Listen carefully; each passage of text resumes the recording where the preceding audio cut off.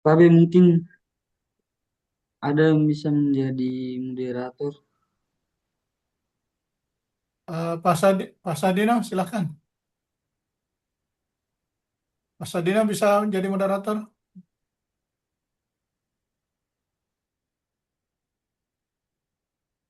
Siapa Ribut, hostnya? ribut, ribut di sini Kiki. Hujan. Ya, kedengaran suara. Saya Ah, belum bisa dekat lokasi. Syahadana. Dia bukan. Tuti, Siapa pemateri sekarang? Saya Prof. Ye, silakan Ki. Arjung. Arjung Marendeng itu apa artinya? Eh, Kalau marendengnya panjang umur Bunda. Dari ini bahasa bahasa Mandar. Merendeng. Iya. Begitu ya. Oh, iya. Kalau Arjung, Kalau sebenarnya eh tak ada G-nya ini. siapa kasih nama? Orang tuanya. Iya orang tua. Arjuna. Arjuna itu pahlawan dari perang kerajaan Jawa. Oke ya, kita mulai. Kita sudah lewat ya. Beberapa menit. Sudah siap, Arjung? Iya Ibu. Silakan Ki. Iya. Bismillahirrahmanirrahim. Assalamualaikum warahmatullahi wabarakatuh. Eh, Bersyukur kita panjatkan kepada Allah Subhanahu wa taala. Nah, berkat limpahan rahmat dan hidayah sehingga pada kesempatan kali ini kita dipertemukan kembali dalam hal melaksanakan tugas kita sebagai eh, mahasiswa sarjana UIN Alauddin Makassar. Salawat beserta salam tak lupa pula kita kirimkan kepada baginda Rasulullah Sallallahu Alaihi Wasallam. Untuk mengefisienkan waktu, langsung saja pada kesempatan kesempatan kali ini sebagai pemateri akan membahas materi kedua pada mata kuliah Sejarah Perkembangan Islam di Dunia, eh, yang dosen pengampu mata kuliah Prof. Dr. Samsuddoha Saleh MAG.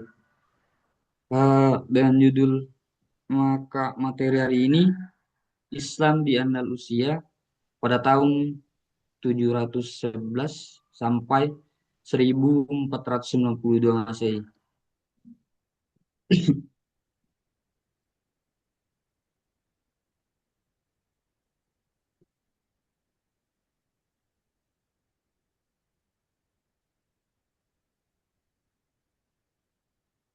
Eh, Baik, adapun deskripsi mulai dari eh, pendahuluan sampai bab terakhir penutup deskripsi kata makalah makalah saya.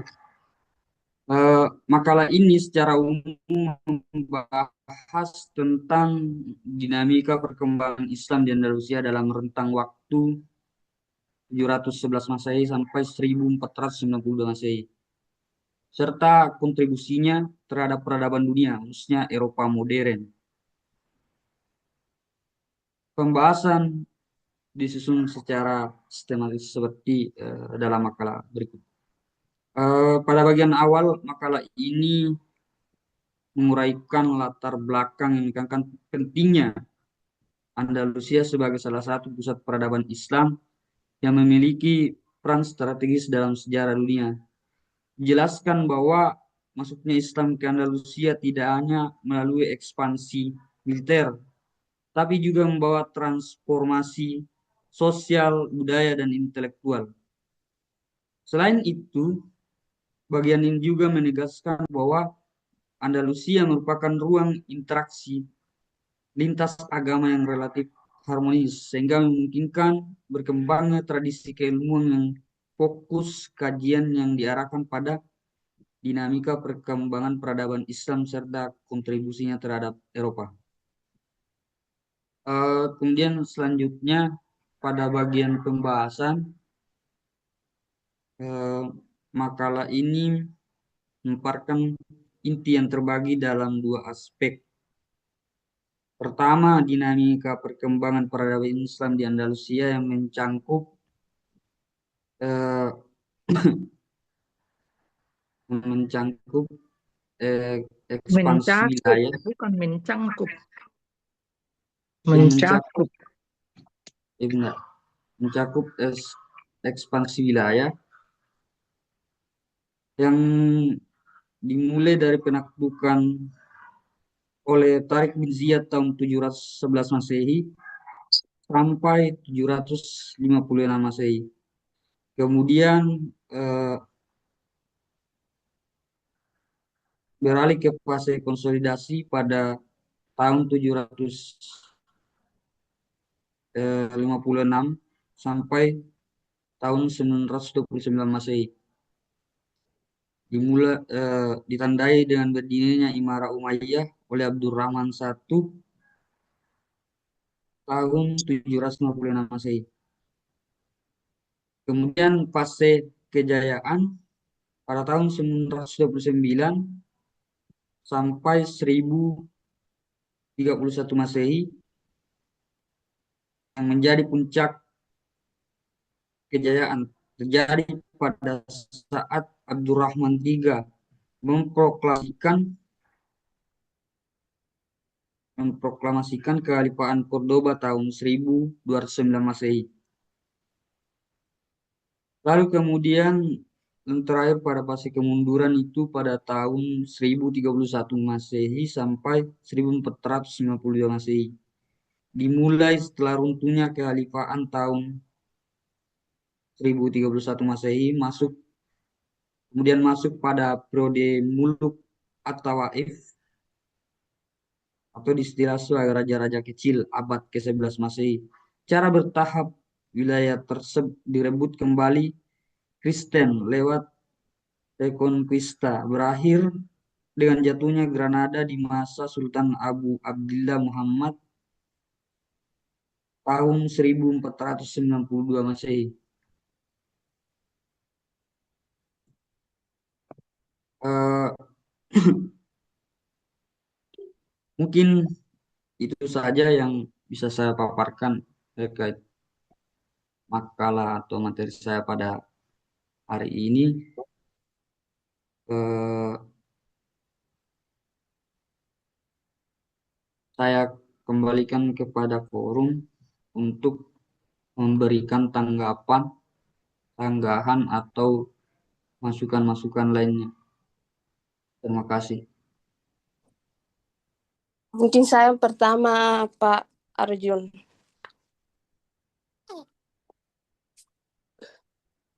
Ya, dipersilakan kepada Saudari Indah Sari Dewi. Eh, untuk mefashionkan waktu, langsung saja. Eh, Siapakah tokoh kunci yang memimpin pasukan Muslim dalam penaklukan Andalusia pada tahun 711 Masehi? Dan apa strategi utamanya? Bisa diulang dari Indah Sari Dewi. Siapakah tokoh kunci yang memimpin pasukan Muslim dalam penaklukan Andalusia pada tahun 711 Masehi? Dan apa strategi utamanya? Mohon dijelaskan. Ya, terima kasih kepada dari Indah Sari Dewi. Eh, nya eh, kepada teman-teman yang lain akan memberikan pertanyaan. Saya. Ya, dipersilakan kepada Saudara Sadina Sadana. Terima kasih tadi atas paparannya. Saya sedikit memberikan, mau bertanya kepada saudara Arjo, sejauh mana konflik di Andalusia dapat dipahami sebagai perang agama? Bisa dengarkan suaraku?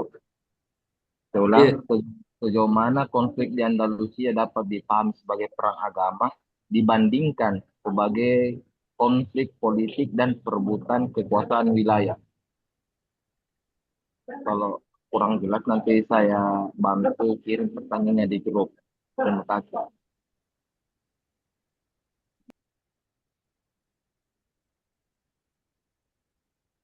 iya, terima kasih atas pertanyaannya, Saudara Sadina Sadana. Eh, mungkin eh, cukup dulu. Pertama saya mungkin akan menjawab pertanyaan dari Saudara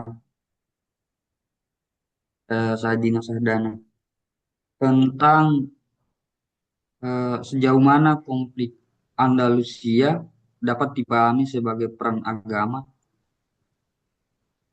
atau dibandingkan dengan dalam konflik politik kekuasaan. Eh, jadi perkembangan Islam di Andalusia memang banyak hal yang menjadi kontradiksi, baik dalam hal soal toleransi, soal kejatuhan, soal sains versus agama, dan soal identitas dan lain-lain. Namun apa kalau kita mau bandingkan antara sejauh mana eh, sejauh mana Andalusia dapat dikatakan sebagai eh, konflik agama ataukah konflik politik, eh, menurut saya itu eh, sangat sulit dipastikan seperti apa. Namun menurut saya sendiri dalam hal ini eh, pada masa perkembangan Islam di Andalusia itu terutama pada awal-awal peradaban tersebut itu sangat berbeda dengan pada masa kejayaan setelah transmisi pertukaran pelajar antara Eropa dan eh, antara Andalusia dan Eropa Barat. Jadi di situ sangat berbeda. Misalnya dalam hal toleransi eh, dikatakan dalam beberapa literatur bahwa eh, Andalusia eh, seolah-olah membuat toleransi tiga agama, tapi di sisi lain, kenapa kemudian eh, ada semacam eh, konflik di dalamnya? Misalnya fenomena resepsi Ibnus di Eropa, kayak pemikiran-pemikiran atau karya-karyanya itu lebih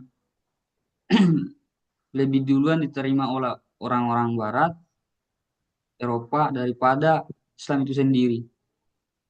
Nah, jadi kesimpulannya bahwa pertama tadi saya jelaskan bahwa eh, untuk mempertanyakan sejauh mana itu bagi saya eh, karena ini berdasarkan faktor kondisi lingkungan yang berbeda, misalnya dari awal masuknya peradaban di Andalusia sampai pada fase kejayaan itu, eh, bagi saya itu tidak bisa disebut konflik antar agama ataupun konflik antara politik kekuasaan, tapi melainkan itulah eh, dasarnya peradaban di Andalusia. Kenapa kemudian eh, memiliki fase-fase yang begitu banyak jadi kontradiksi, misalnya eh, pada masa-masa kejayaan kemudian masuk ke masa-masa kemunduran itu. Mungkin itu saja yang bisa sampaikan pada sejarah Sadina Sadana. Sebelum lanjut ke pertanyaan Dasari Dewi, saya kembalikan kepada Pak Sadina Sadana. Oh iya, terima kasih Saudara Arjun sudah bisa memberikan sedikit pemahaman. Kira-kira juga cukup. Terima kasih. Kau pahami itu? Apa yang dia bilang? Paham, Ji? Jangan sampai kau ketinggalan kereta, ketinggalan memahami Andalusia. Yang saya pahami saja yang akhirnya Bu Prof. Kau dipahami saja, Iya, dipaksa untuk dipahami. Nanti saya tanya ulang ya. Nanti saya tanya kamu tentang bagaimana perkembangan Islam mulai tahun 711 sampai 755. Sebagaimana yang disebutkan oleh pemakalah tadi. Itu memakan waktu berapa tahun? 711 sampai 755 itu 45 tahun. Itu mengalami pasang surut. 45 tahun bagaimana perkembangan Islam? Karena nanti pada periode 755 sampai 913 baru mengalami perkembangan setelah berdirinya dinasti Bani Umayyah yang dipimpin oleh Ad-Dahil. Ya, jadi nanti berdiri dinasti di sana tahun 755. Bagaimana sebelum ya umat Islam sebelum berdiri dinasti ini itu 711 sampai 755. Itu 45 tahun, ya. 45 tahun lamanya. Bagaimana kondisinya pada waktu itu? Ya, belum pada masa 755 sampai 923 itu selama 200 tahun lamanya. Itu masa perkembangan. Ya, masa perkembangan masalah tentang ilmu pengetahuan, masalah toleransi beragama, masalah pembangunan infrastruktur itu pada periode kedua ya, karena penaklukan Islam di Spanyol itu kurang lebih ya, atau Islam di Spanyol itu kurang lebih 711 tahun. Sebagaimana yang disebut pemakalah itu, dan para sejarawan membagi menjadi 6 periode. Periode pertama itu tadi 711 sampai 755. Periode kedua 755 sampai 912. Periode ketiga ya 912 sampai 1086. 1086 sampai berapa periode keempat? 1086 sampai 1086 sampai 1243. Periode ke-6 1243 sampai 1492, yaitu jatuhnya Granada di tangan orang Kristen. Yang berkuasa pada waktu itu adalah satu-satunya yaitu dinasti Ahmadiyah. Dinasti Ahmar ya di Granada. Itu berlangsung sampai kurang lebih 200 tahun. Itu satu-satunya. Jadi selama 700 tahun lamanya ya Spanyol disebut sebagai mercusuar ilmu pengetahuan di dunia. Dia merupakan pusat ilmu pengetahuan di seluruh dunia, dan disitulah orang Barat menimba ilmu di situ. Peran agama di situ sangat toleransi karena semua orang-orang Kristen, orang Yahudi semua datang menerjemahkan buku-buku. Kemudian itu ditopang oleh Khalifah yang cinta ilmu pengetahuan, kemudian dia mengembangkan, menerjemahkan buku-buku dari bahasa Yunani ke bahasa Arab, dari bahasa Romawi ke bahasa Arab, dengan mendatangkan ya para penterjemah dengan gaji yang sangat banyak. itu kurang lebih 200 tahun lamanya. Setelah periode ketiga masa pemerintahan Abdurrahman An-Nasir, itu akhir pemerintahannya itu sudah mulai pecah perpolitikan. Perpolitikan di sana sudah mulai pecah, di mana ya Abdurrahman An-Nasir menyandang dirinya sebagai khalifah. Padahal khalifah dalam umat Islam itu hanya satu, berpusat di kota Mekah dan Madinah. Itu ya, jadi khalifah itu hanya satu, karena khalifah itu adalah pemimpin dunia. Siapa yang menyandang kekhalifahan pada waktu itu adalah Bani Abbasiyah, bukan Bani Umayyah. Bani Umayyah sudah runtuh. Di Damaskus selalu dikembangkan oleh generasinya. Generasi itu adalah Abdurrahman An-Nasir, dan dia bukan sebagai khalifah, sebagai amir, pemimpin peperangan. Ya, tapi Abdurrahman An-Nasir pada periode ketiga itu melantik dirinya sebagai khalifah. Para sejarawan menyatakan, kenapa kamu panggil dirimu sebagai khalifah? Yang menyandang khalifah sekarang ada dinasti Bani Abbasiyah. Dinasti Bani Abbasiyah itu sangat bertentangan dengan Bani Umayyah. Ya, dan hancurnya Bani Umayyah di Damaskus itu karena itu dari lawan politiknya Bani Abbasiyah. Nah, itu Bani Abbasiyah. Jadi Abbasiyah maju, itu berkembang lagi Bani Umayyah lanjutan dari Damaskus itu mulai pada tahun 755, itu di Andalusia. Tapi dia bergelar amir. Nanti pada periode ketiga, ketika Abdurrahman An-Nasir, dia bergelar sebagai khalifah. Dia ditanyakan, kenapa kamu menjadi khalifah? Padahal yang menyanding khalifah itu adalah penguasa dunia, itu Bani Abbasiyah. Ia menyatakan, saya mengambil diri saya, melantik diri saya sebagai khalifah, karena nenek moyang saya itu menyandang khalifah ketika masa kejayaannya di Damaskus. Itu masa pemerintahan Bani Umayyah yang dimulai tahun 661 sampai 750, itu khalifah Bani Umayyah. Lalu beralih kekhalifahan itu kepada Bani Abbasiyah. Itu tidak ada lagi. Tapi Bani Umayyah di Spanyol berani menyandang dirinya sebagai khalifah. Lalu diprotes.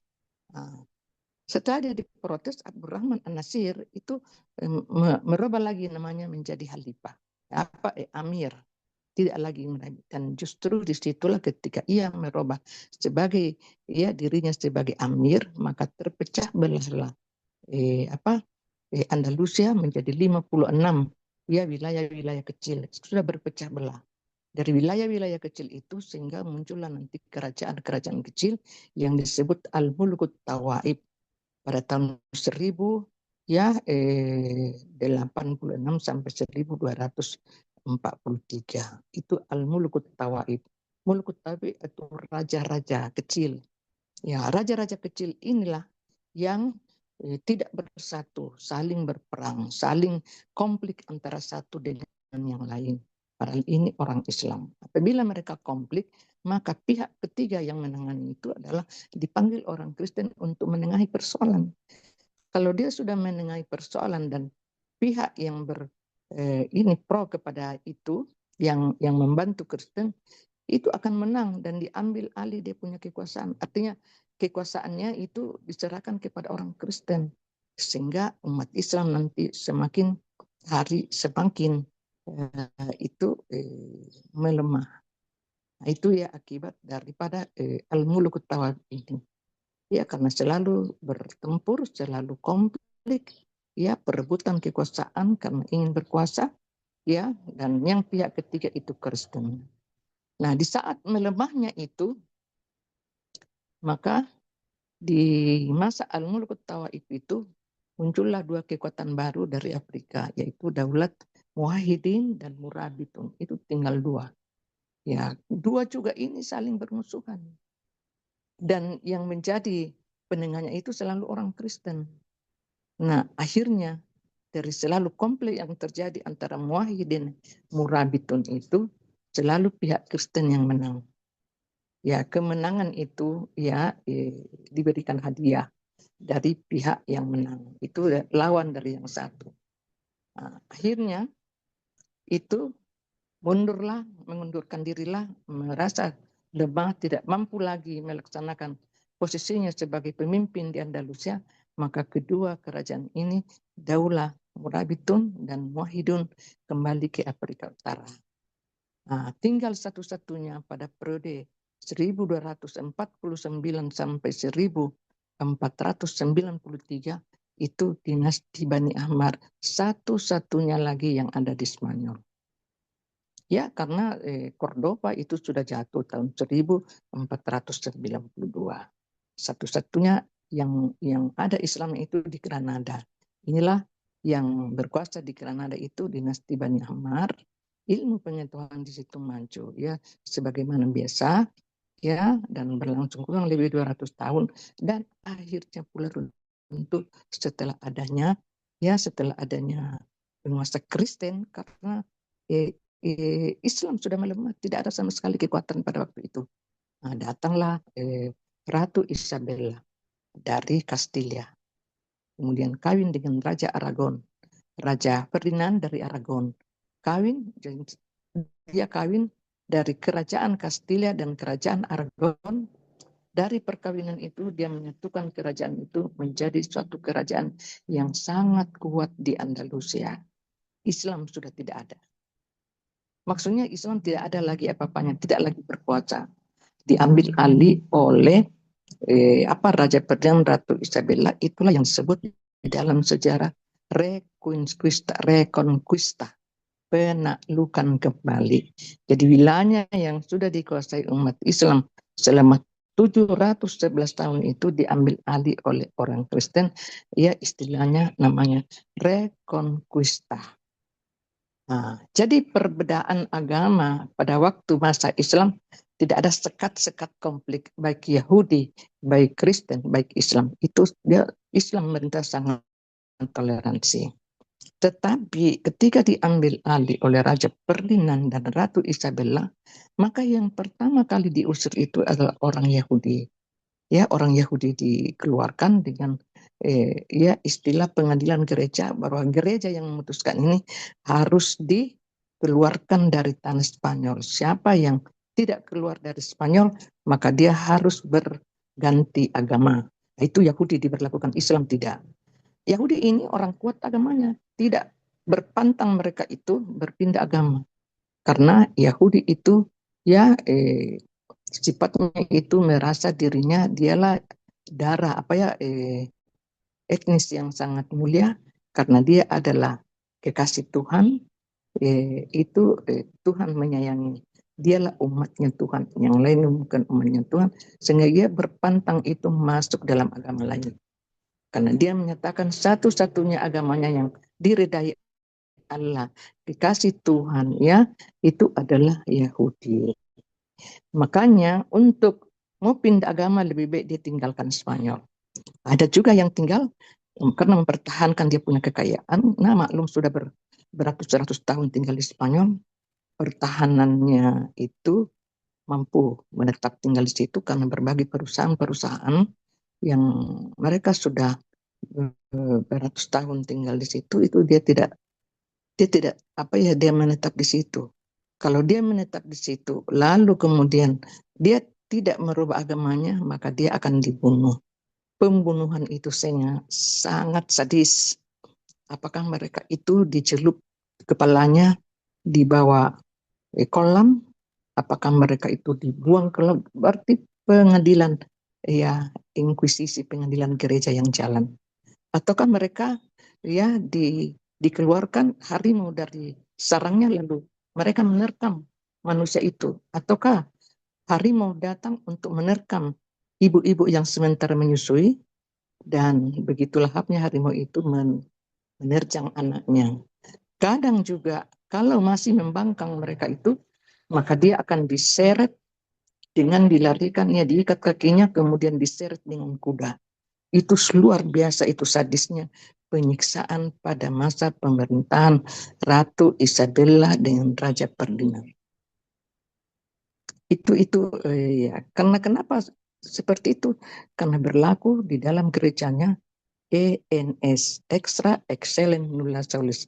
Agama satu-satunya kebenaran ada di dalam agama Katolik. Di luar agama Katolik tidak ada keselamatan. Bahkan orang itu dianggap kafir. Itu ekstra. Itu dibuatlah satu namanya Dekret Alhamra. Jadi dekret Alhambra itu dipertontonkan, dipasang di tembok yang besar. Disitulah dekret berbunyi bahwa orang Yahudi tidak boleh tinggal di dalam apa? Di dalam kota Andalusia. Dan itu berbagai-bagai di dalam, itu namanya dekret Alhambra. Dekret Alhambra ini berlangsung selama 350 tahun lamanya. Kapan mereka itu dicabut? Nanti dicabut dekret Alhambra itu ketika Konsili Vatikan II tahun 1962 ya di Vatikan. Paulus III ya itu mencabut itu. Dia meminta maaf kepada dunia atas perlakuan para pastor dulu di Andalusia telah melakukan kejahatan-kejahatan manusiawi. Ini meminta maaf kepada dunia atas kesalahan-kesalahan para paus. Itu tahun 1962, Konsili Vatikan II. Lalu paus setelah pengganti Paus Paulus III itu yang mencabut ya di Konsili Vatikan II itu Fransiskus Benediktus ya, Paulus Benediktus meminta maaf lagi kepada dunia sebelum dia meninggal tentang kesalahan-kesalahan orang Katolik dulu telah melakukan pembunuhan. Lalu pergantian Paus lagi, Paus Fransiskus ini tahun 2025 datang di Jakarta. Itu Paus itu adalah perwakilan tangan Tuhan di dunia menurut dogma Katolik. Juga meminta maaf kepada dunia atas perlakuan orang-orang di Spanyol. Ya, itu menandakan bahwa dia sudah melakukan suatu kesalahan besar, telah membunuh manusia-manusia yang tidak berdosa. Itu ya perkembangannya di Spanyol tentang agama. Setelah berganti pemerintahan ya tahun berapa itu sesudah itu Paus Pius III itu tahun 1492. Siapa yang ini bukan lagi orang Yahudi tapi Islam juga. Islam tidak boleh tinggal di Spanyol dan itu harus apa? Dibunuh kalau tinggal di Spanyol. Jadi pengusiran secara besar-besaran yang tinggal di Spanyol hanyalah orang Katolik. Jadi Kristen juga ya pada waktu itu, tapi Kristen pada waktu itu nanti pada abad ke-14. Yahudi, Islam tidak ada di Spanyol. Itu tahun 1609 tidak ada lagi Islam di Spanyol. Dan itu kalau tinggal di Spanyol harus dibunuh. Bagaimana perlakuan mereka itu? Perlakuan mereka itu bahwa harus dimata-matai. Kalau dia menyatakan tetap Islam dan tinggal di Spanyol, lebih baik dia dibunuh. Tinggal di Spanyol, mempertahankan hartanya, tapi berbeda agama. Maka kebanyakan dari mereka itu, untuk mempertahankan kekayaannya, dia mengaku dirinya Kristen, tetapi batinnya beragama Islam. Ya, tetap menjalankan ibadah tapi sembunyi-sembunyi, tetap mengaji tetapi sembunyi-sembunyi, tapi kapan mereka itu diketahui maka dia akan dibunuh. Nah, inilah menjadi masalah bagaimana hukumnya dalam Islam.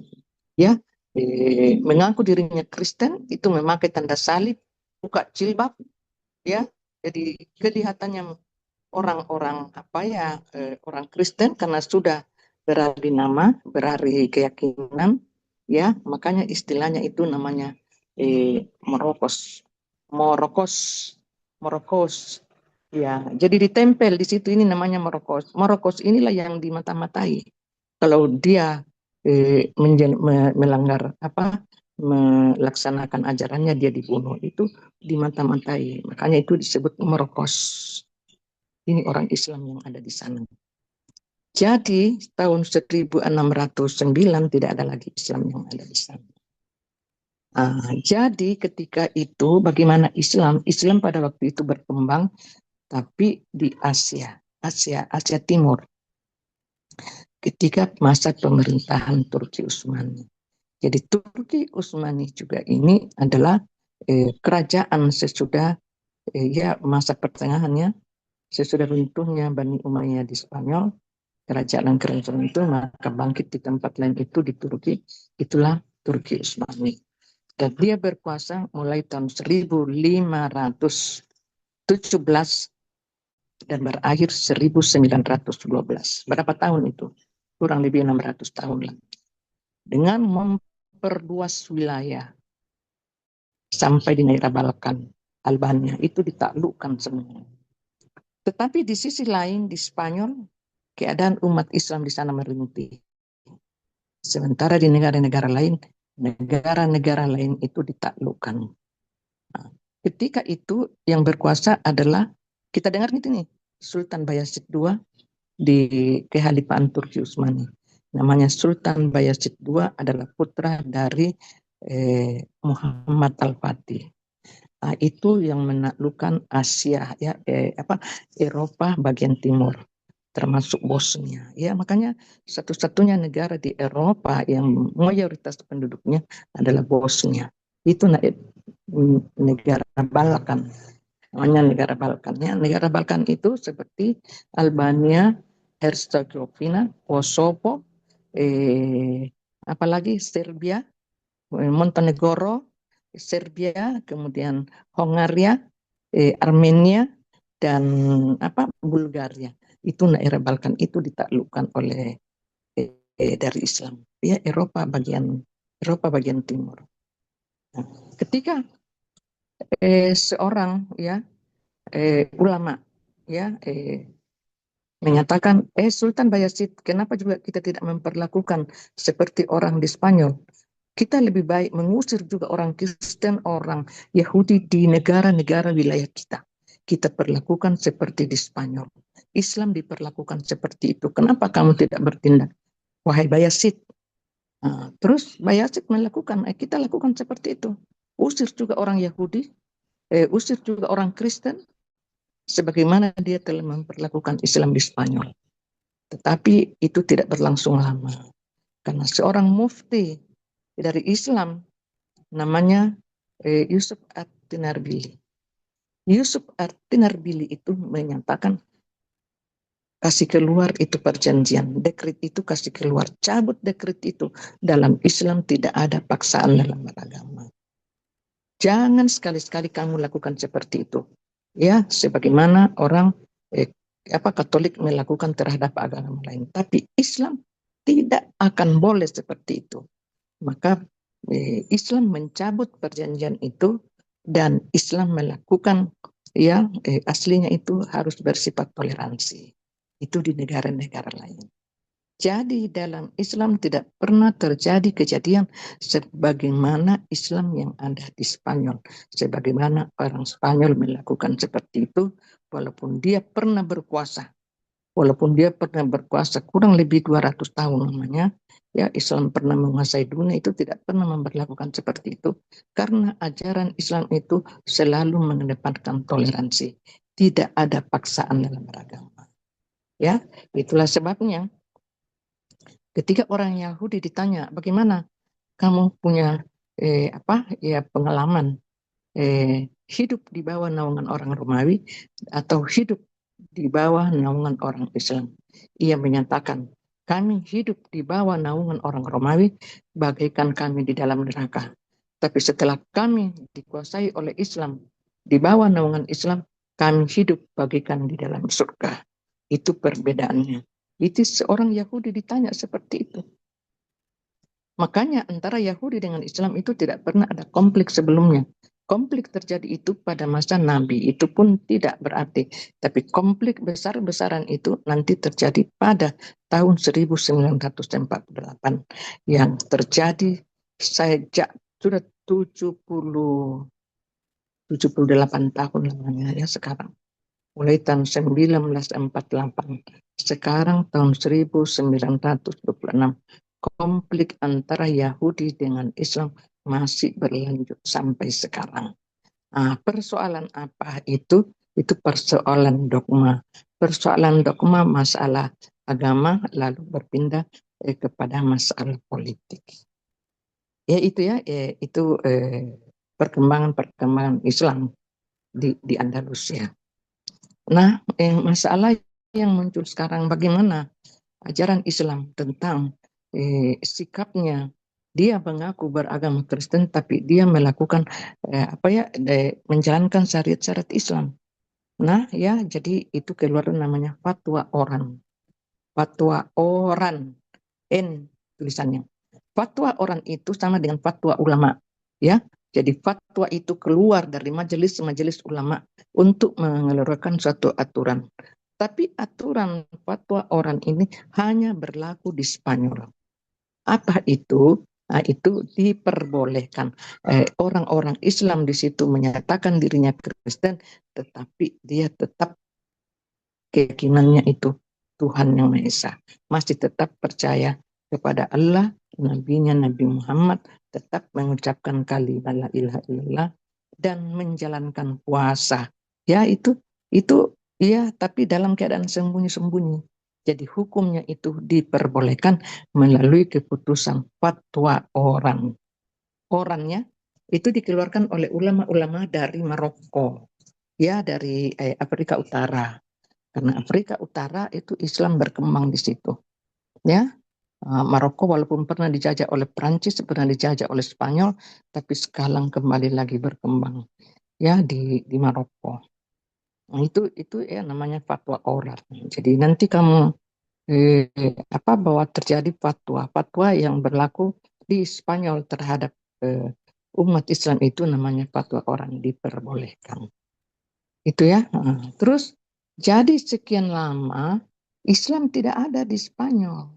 Jadi nanti Islam ada di Spanyol setelah Konsili Vatikan II tahun 1962.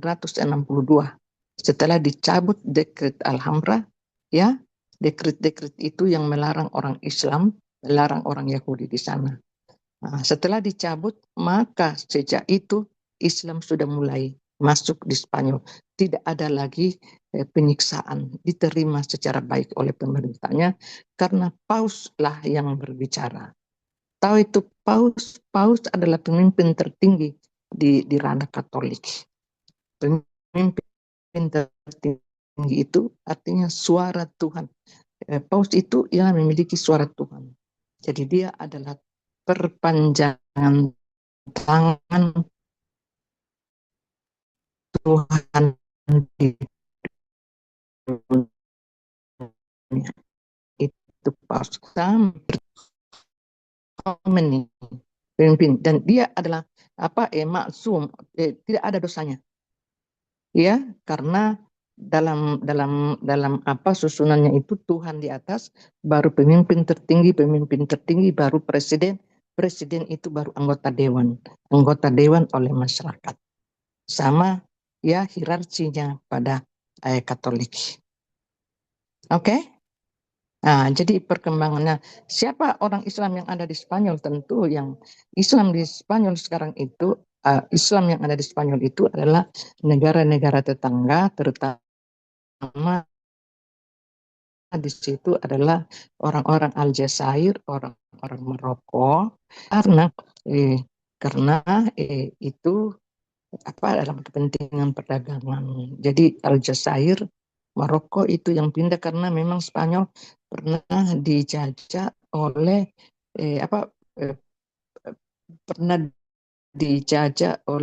ya Spanyol ya, Maroko, Tunisia, Aljazair pernah dijajah oleh Spanyol, sehingga ketika ia merdeka tahun 1952 1953, maka tak pekerjaan lalu ya dibawalah mereka ke Spanyol, dan itu bukan dibiayai tapi bebas visa. Dengan mudah mereka masuk, sehingga masuknya Islam di Spanyol itu bergelombang karena mudah masuknya. Jadi mudah masuknya itu terutama di negara-negara tetangga, kemudian ditambah lagi dari orang Pakistan yang pernah dijajah.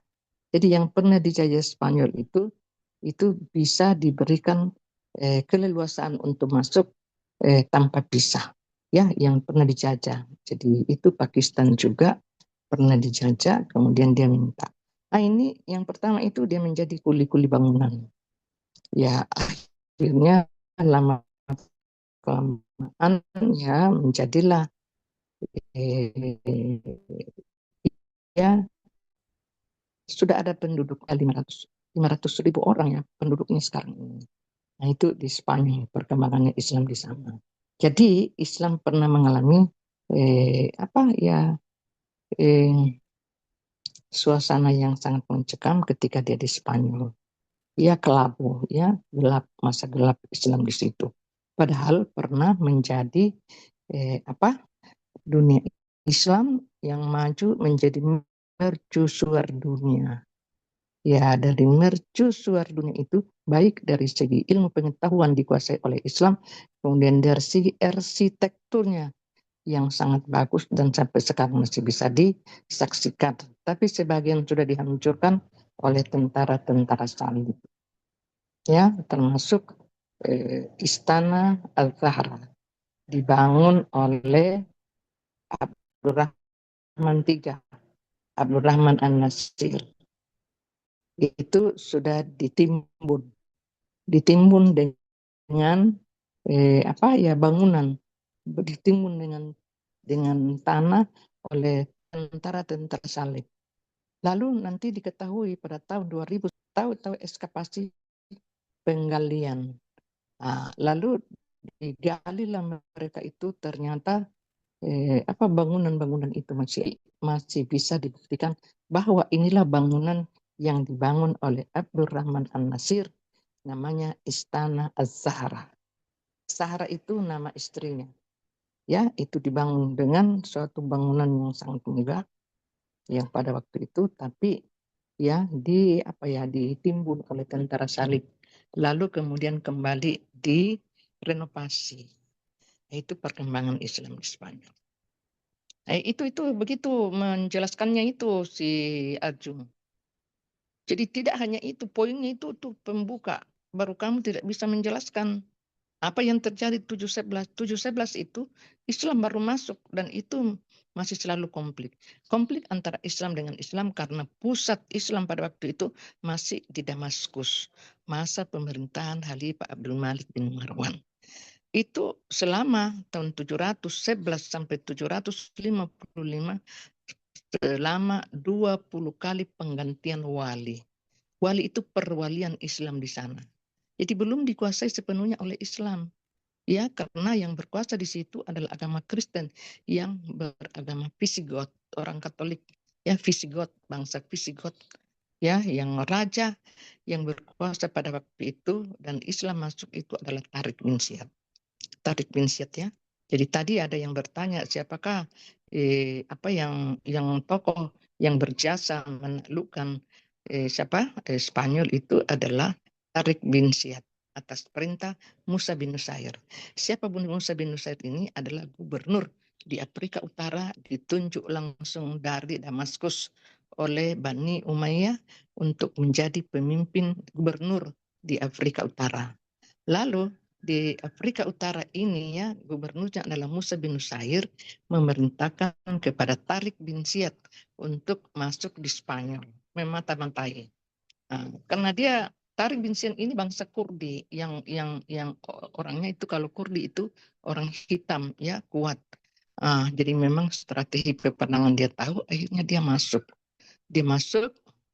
ya, lalu dibantu oleh Grapulian. Tahu itu Grapulian, perwalian Kristen yang ada di Afrika Utara. Kenapa umat Islam dibantu oleh Grapulian? Ya, tentara-tentara Tariq bin Ziyad ini dengan perahu, kurang lebih 500 perahu, itu dikasih bantuan untuk bagaimana supaya dia masuk menaklukkan Spanyol itu. Kenapa dia menaklukkan Spanyol? Karena Grapulian ini sangat sakit hati kepada penguasa. Raja Roderick telah memperkosa adik kandungnya sampai adik kandungnya meninggal. Itu dendam yang sangat-sangat sangat keras. Akhirnya dia membantu orang Islam untuk menyeberangi itu dengan bantuan kapal-kapal. Lalu bagaimana cara Tariq bin Ziyad? Ketika sampai di ujung itu, lalu dia berpidato, naik di atas bukit. Menyatakan, wahai kaum muslim, musuh ada di depan kita, di belakang Anda adalah laut. Kapal-kapal saya sudah bakar. Mau maju adalah mati syahid, mau mundur ke belakang kamu mati konyol. Sehingga baru dia menggerakkan pasukan itu di atas Jabal Tariq. Ya, Jabal Tariq itu ya gunung. Gunung di sana itu diberi Gunung Tariq bin Ziyad karena dialah yang pertama menaiki gunung itu dan dia komandokan pasukan muslim. Akhirnya ya dari gunung namanya Gunung Gibraltar diganti namanya Gunung Tariq. Ya, Tariq bin Ziyad. Karena disitulah Tariq melihat situasi kota, ya kota Andalusia, memata-matai itu bagaimana taktik strateginya sampai ia bisa mengalahkan Raja Roderick itu pada tahun 711 Masehi. Siapa yang menjadi khalifah di Damaskus? Yang menjadi khalifah adalah Walid bin Abdul Malik. Ya, Walid bin Abdul Malik, khalifah yang ketujuh dari dinasti Bani Umayyah yang memerintah tahun 710 sampai 715. Jadi yang memperluas wilayah ke barat itu adalah masa pemerintahan Bani Umayyah di Damaskus. Lalu dia juga memperluas wilayahnya sampai ke timur pada masa pemerintahan Abdul Malik bin Marwan. Itu masa dinasti Bani Umayyah, ya, Bani Umayyah I. Makanya perluasan Islam, perkembangan Islam ada pada masa dinasti Bani Umayyah. Oke?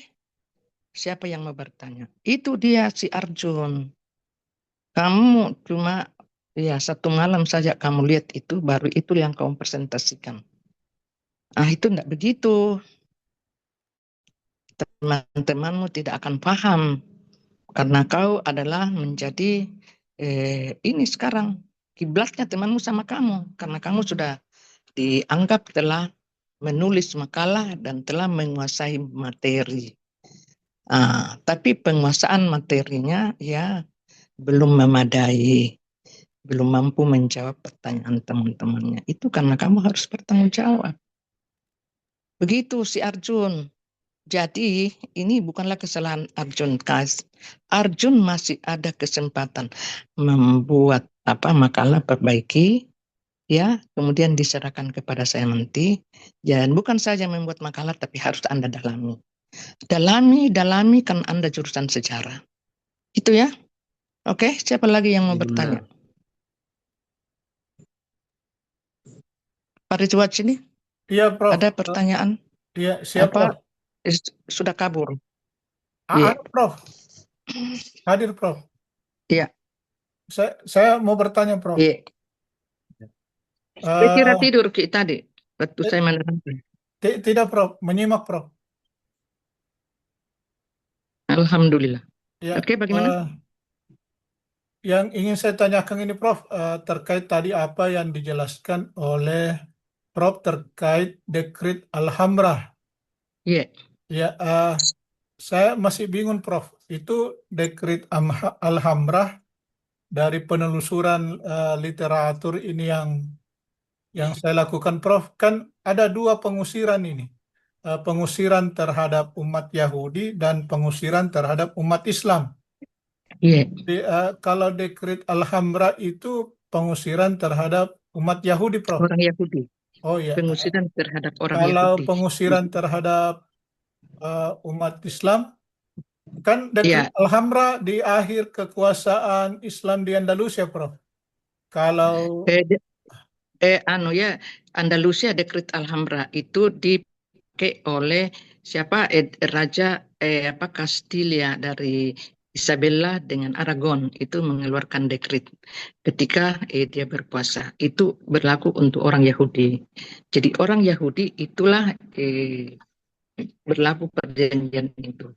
Tapi Islam itu 100 tahun kemudian lagi mereka masih berikan kebebasan untuk tinggal di di tahun 1500-an itu, baru tahun 1541 kalau tidak salah baru berlaku lagi, diberlakukan untuk Islam. Jadi Ya memang setelah Yahudi.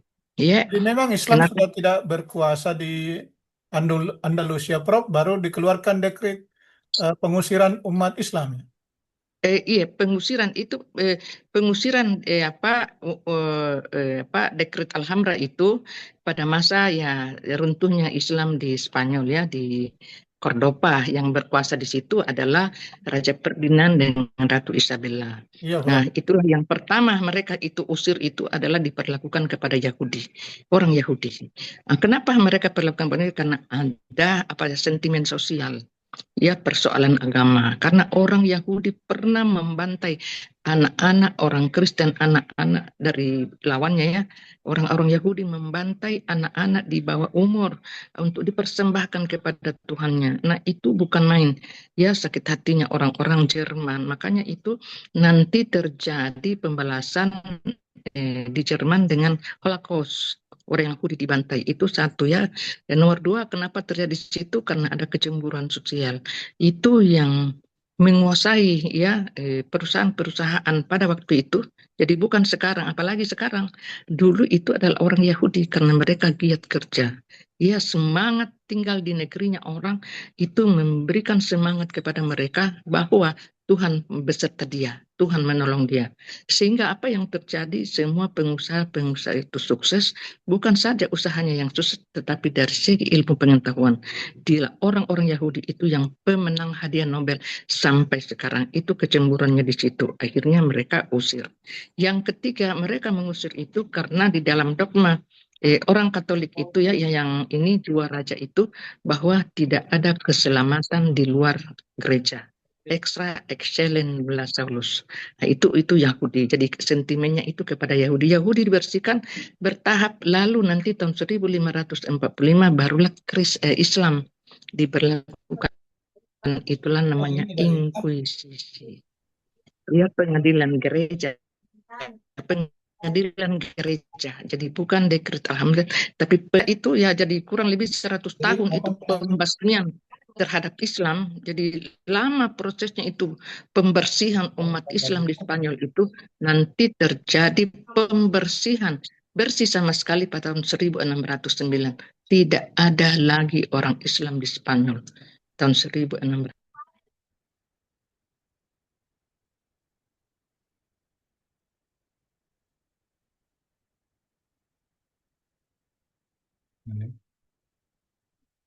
Ya, jadi Islam. Jadi, ya, itulah yang saya tadi kaitannya bahwa dekret Alhambra itu dicabut. Karena siapa yang pasang dekret Alhambra itu? Para paus, tidak boleh dilanggar dia punya aturan. Paus itu adalah tangan Tuhan di dunia. Sehingga nanti dicabut setelah paus juga, paus yang menjadi paus pada waktu itu adalah Paus Philips, ya, itu Montini. Ya, tahun 1962 dia meninggal. Tapi tahun 1962 juga itu, kalau tidak salah bulan Juli itu Konsili Vatikan II. Sesudah itu dia meninggal. Nah, itu, ya, itu dia telah mencabut itu, sehingga dia menyatakan di luar agama Katolik ada kebenaran. Excellent nulla solus. Nah, itulah, ya, jadi komando. Makanya sekarang itu sudah toleransi mereka. Tidak lagi itu merasa dirinya bahwa dialah yang benar. Itu yang berlaku dulu, ya. Terus ya jadi Islam. Jadi Islam itu jadi 100 tahun setelah diberlakukan kepada Yahudi, pembersihan kepada orang Yahudi, lalu kemudian Islam lagi diberlakukan. Itu tidak ada lagi umat Islam di sana. Mengapa Islam diberlakukan seperti itu? Ya, masih erat kaitannya dengan perang salib, karena perang salib itu terjadi pada tahun 1200, ya, berakhir 1292. Ya, mulai tahun 1096 sampai 1292 itu kurang lebih 200 tahun namanya. Itu, ya, jadi erat kaitannya dengan itu, maka pembasmian orang-orang Islam di Spanyol juga dimulai. Jadi bukan bangunan-bangunannya lagi, buku-bukunya dibawa ke negaranya, tetapi orangnya harus dibersihkan. Harus, ya, minggat dari Spanyol. Itulah Islam pada waktu tersebar tersebar ya, dan kebanyakan pergi ke Afrika Utara, Afrika yang negara-negara tetangga yang melindungi. Ya, itu. Nah, Anda ketahui bahwa ketika mereka melakukan pengusiran orang-orang Yahudi, siapa yang menerima orang Yahudi di negeri mana? Karena penguasa Romawi yang berani menerima orang Yahudi itu di bawah perlindungan Islam. Islam menerima mereka dan memberikan hak hidup di mana mereka itu berada. Mereka tidak diusir. Itu siapa yang memerintah pada waktu itu? Masa Turki Utsmani. Ya, Turki Utsmani kan tahun 1517 berdiri. Ya, lalu dia memperluas wilayahnya. Ya, kemudian nanti itu setelah dia menguasai juga dunia, ya dengan kekuatan militernya mereka melindungi ya agama-agama, ya bukan saja agama Kristen, agama Yahudi, apatah lagi agama Islam. Nah, itulah ya ajaran toleransi yang selalu dikembangkan dalam Islam. Ya, dari situlah nanti Paus Pius III itu mengembangkan ajaran toleransi bahwa semua agama punya kebenaran, bukan hanya pada agama Katolik tapi semua agama. Makanya disitulah mulai dikenal bahwa dalam agama Katolik juga dikenal tentang toleransi umat beragama. Baru itu setelah itu ya toleransi umat beragama. Itu suara Tuhan, itu Paus Pius III. Ya, atau nama aslinya Montini, itu meninggal pada tahun 1962 saat setelah ia mengeluarkan dekret presiden. Jadi memang ada sejarahnya, ya, itu Montini. Ya, jadi itu ya, jadi nanti tidak ada umat Islam lagi di Spanyol tahun 1609. Karena selama mereka masih ada di Spanyol ya, diberikan ya karena dia sudah di istilah Morokos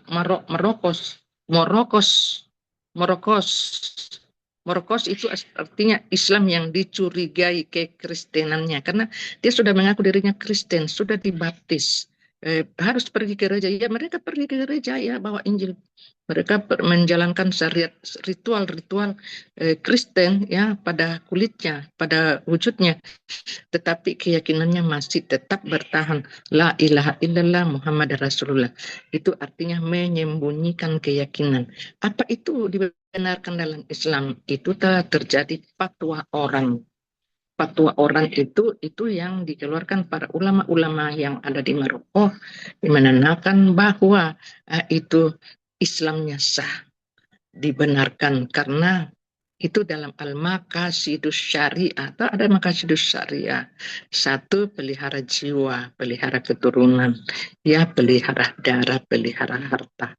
Nah, itu kan 5, itu yang harus dijaga.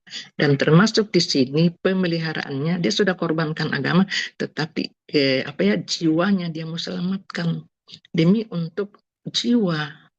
Nah, itu diperbolehkan dalam Islam. Ya, jadi nanti sampai sekarang bagaimana situasi kondisi Islam yang ada di sana, ya masih tetap sebagai minoritas. Bukan mayoritas seperti dulu, tetap dia dianggap sebagai minoritas. Nah, bagaimana perlakuan minoritas itu? Selalu minoritas merasa tidak adil. Pemimpin itu tidak adil karena selalu dinomorduakan. Sebaliknya juga orang Kristen di tengah-tengah mayoritas itu kadang keluar bahwa tidak adil, ya, karena mereka berada di wilayah minoritas. Tapi di Indonesia itu tidak berlaku seperti itu karena ada undang-undang kita yang mengatur. Undang-undang itu adalah Undang-Undang Dasar Pasal 29, kemudian ada Pancasila, ya Pancasila yang mengatur itu semua, ya. Ketuhanan yang Maha Esa, sepanjang kamu ketuhanan kepada Yang Esa, kamu berhak dilindungi. Itu semangat persatuan. 5 dasar itulah ya pilar ya Pancasila di negara Indonesia. Lalu di dalam aturan bernegara itu ada Undang-Undang Dasar 45 pasal 30 ayat 1-2. Ya, negara menjamin ya tiap-tiap negara berdasarkan ketuhanan yang Maha Esa. Pasal 2, Negara menjamin tiap-tiap menjamin tiap-tiap agama, tiap-tiap bangsa untuk memeluk agamanya dan untuk beribadah menurut agama dan kepercayaannya. Itu harga mati itu. Negara menjamin tiap-tiap penduduk untuk memeluk agamanya dan untuk beribadah menurut agama dan kepercayaannya itu. Itu semangat toleransi yang kita harus junjung tinggi, ya. Jadi tidak ada paksaan. Kemudian kalau kita bawa kepada agama lagi, itu tidak ada paksaan dalam beragama. Ya, itu selalu dicanangkan la ikraha fiddin, ya, tidak ada paksaan agama. Terus kalau mereka tidak ada paksaan di dalam agama, silakan kamu melaksanakan agamamu, keyakinanmu. Lakum dinukum waliyadi, bagimu agamamu dan bagiku agamaku. Kalau itu sudah diterapkan, maka kerukunan umat beragama sudah berjalan. Saling memahami dalam perbedaan. Ya, itu semangat toleransi yang kita junjung tinggi di negara Republik Indonesia. Bagaimana Sahdino? Sahdani? Paham? Sahdina dari mana asalnya? Dari Makassar sih, Prof. Waduh Joko ya, enggak macet Jito. Enggak gitu. Ya, Tuti, kemana? Tuti, tidak ada wajahmu. Ada Ji, mendengar Ji, tidak tidur. Tidak, Prof. Ada lagi yang mau bertanya, silakan. Saya mau bertanya tentang ini ya. Iya. Awalnya Kristen itu cuma berdiri satu saja Kristen. Lalu apa yang menyebabkan Kristen itu terbagi paham menjadi tiga, yaitu dari Kristen Katolik, kemudian Kristen Protestan, dan ada lagi yang namanya Kristen Ortodoks. Dan itu jadi kenapa terbagi? Yang ada pada masa itu adalah Katolik, Roms Katolik. Jadi baru satu. Nanti masa reformasi, ya reformasi gereja baru terbagi. Ya, kenapa itu terjadi reformasi gereja? Karena ada pemikir-pemikir Kristen seperti Martin Luther, Zwingli, siapa lagi satu, Calvin. Itu memprotes, itu masing-masing orang ini di negara, ada di Swiss, ada di Jerman, ya, tokoh masyarakat pada waktu itu memprotes perilaku si Paus ini, ya, dialah yang menjual namanya edulescence itu kertas-kertas kecil, siapa yang membeli itu dia akan selamat, ya, siapa yang menyelamatkan Paus. Jadi itu sekian lama itu berlaku. Ya, kertas itu dijual, dibeli. Yang mau selamat itu ada kertas itu, namanya adolescensi. Jadi banyak sekali uangnya Paus pada waktu itu, sehingga mereka diprotes, ya, bahwa ini Paus sudah menyalahgunakan titah Tuhan. Ya, harus diprotes. Protes itulah dibawa oleh tiga ini dan cepat meluas karena orang-orangnya itu adalah orang-orang yang yang ahli jurnalistik semua, ya, Calvin itu cepat berkembang di penjuru dunia. Akhirnya nanti lahirlah namanya Kristen Protestan, dia memprotes gereja.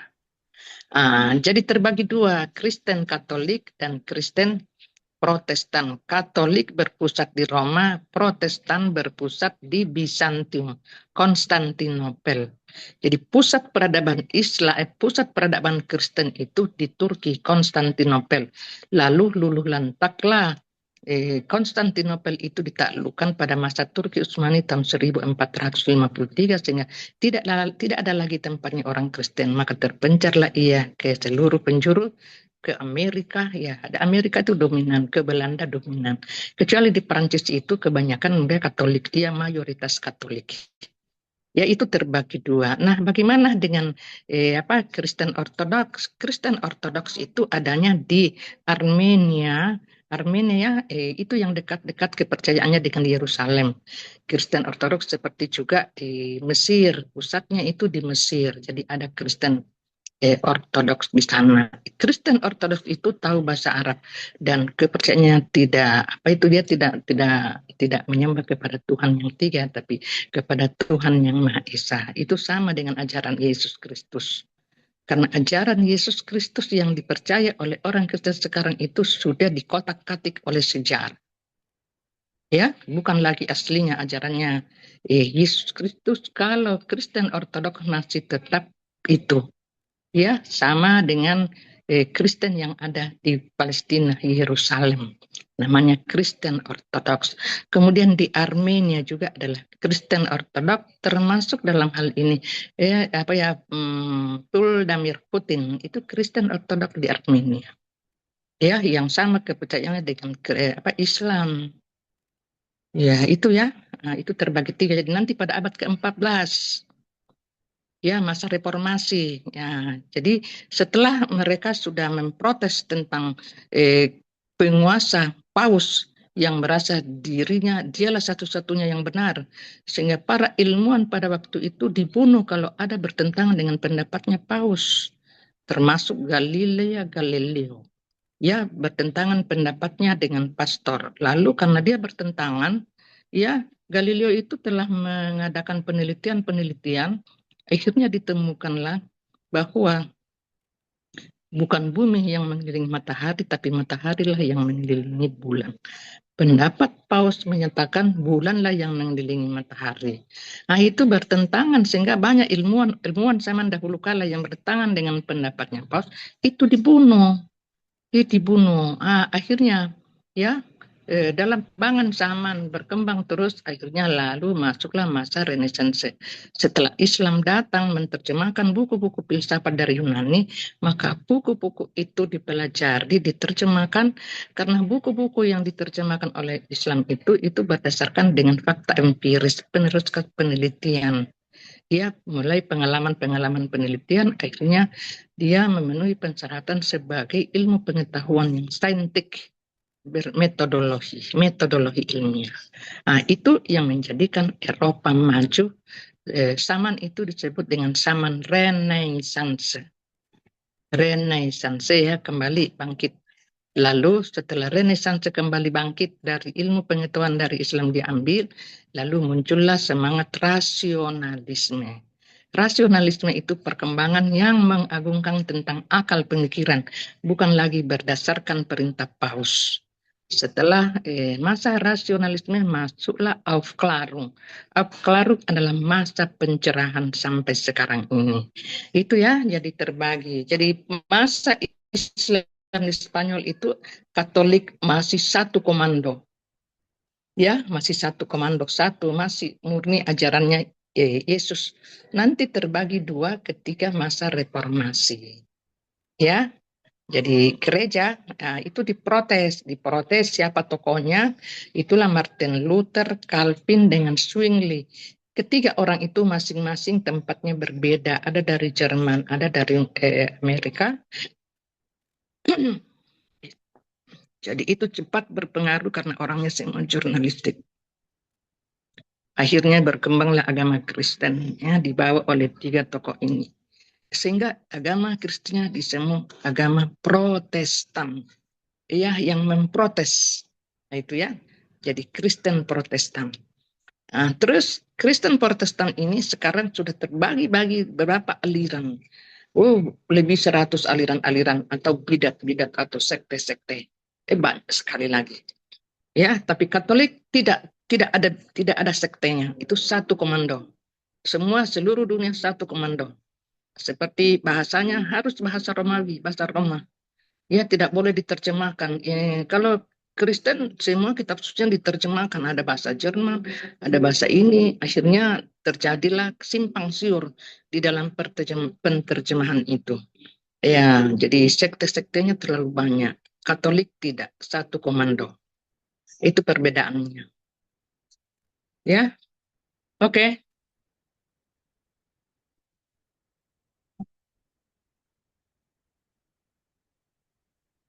Ada lagi?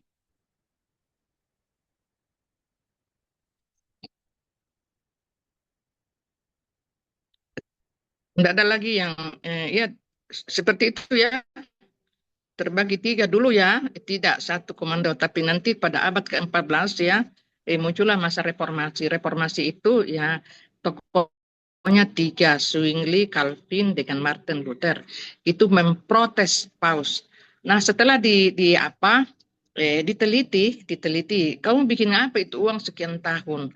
Lalu ia menyatakan untuk membangun gereja. Gereja yang dia bangun itu dikumpulkan uang sebanyak-banyak untuk membangun gereja yang terbesar di dunia. Gereja yang terbesar di dunia itu adalah Vatikan. Di gereja di Vatikan, tempatnya Paus.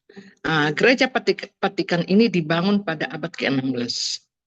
Itu Santa apa ya? Itu di Roma, itu tempatnya, kuburannya muridnya Yesus, namanya Matius. Di situ dikuburkan, lalu dibikinkan gereja. Gereja itulah tempat peribadatan sebagai Kastile. Ya, Kastile ya. Gereja yang terbesar di dunia adanya di Vatikan. Vatikan itu adalah satu negara yang hidup di dalam negara. Negara paling kecil. Ya, negara paling kecil di dunia itu adalah Vatikan. Karena dia berada di dalam negara, ya, di Roma ya, di Roma ya, itu di Perancis. Bukan Perancis, di Italia. Jadi semua orang yang ada di Vatikan ya, ibu kotanya Vatikan ya, di Roma itu semua beragama Katolik. Tidak ada agama lain di situ, dan semua bergelar sebagai pastor, paus ya, Ferdinand. Itu kalau ada perempuan namanya apa namanya lagi itu, kalau perempuan Santa Maria, kalau laki-laki Santo Paulus. Jadi semua perempuan pelayan yang tidak kawin. Jadi pastor semua orang tidak ada berpasangan di situ, karena perempuan itu tidak kawin sampai dia mati, karena itulah ajarannya. Ya, selibat. Laki-laki juga tidak kawin. Jadi para pastor, para paus tidak ada istrinya. Ya, itu di Vatikan. Ya, jadi ya saya pernah ke sana ya tahun 2011 saya ke sana, dan pada waktu itu yang menjadi paus itu adalah Paus Benediktus. Ya, kita masuk di dalam gereja. Di dalam gereja itu lalu dihadirkanlah Paus Benediktus, karena paus akan berhadapan dengan manusia ada hari-hari tertentu.